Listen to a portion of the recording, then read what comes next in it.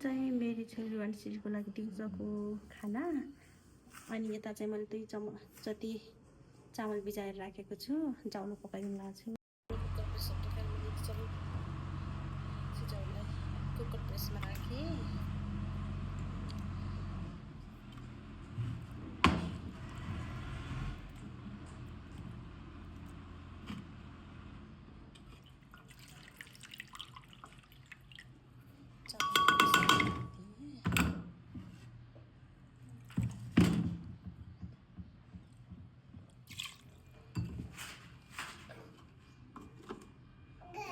थोरै बेसार अनि थोरै मात्रामा नुन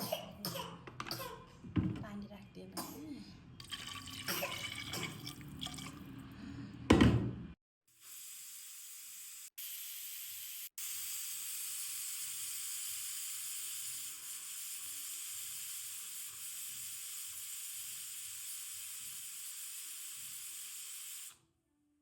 पानी अलिक बढी भएछ, त्यही भएर मैले त्यहाँदेखि सिटी लगाएँ।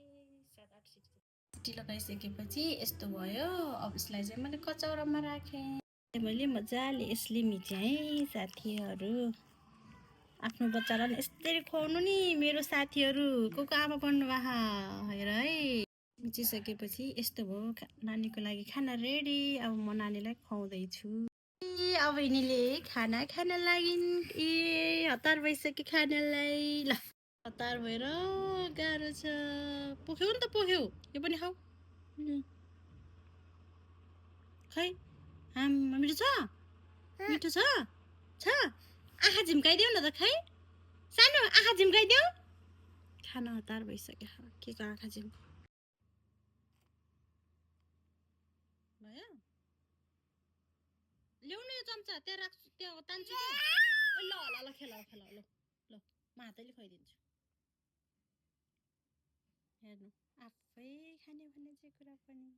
अब हेर्नु आँखा झिम्काइदियो सानो। खै आँखा झिम्काइदिए। खै आहा फेरि गुड। हाई गरिदेऊ छोरो। सानो हाई गरिदेऊ। छोरी चाहिँ 11 महिनाको भएन है, तर जे खानेकुरा पनि मजाले खान्छन्। अन्तखेरि हेर्नु एक ठाउँ होइन बस्ने। कहाँ पुग्छिन् कहाँ। ल यता हेरिदेऊ, यता हेर। बाई गरिदेऊ। ल बाई गरिदेऊ। अब बाई छोरी, बाई बाई। ल है साथीहरू, मेरो छोरी चाहिँ त्यो सब खाना खाइसक्यो। हेर्नु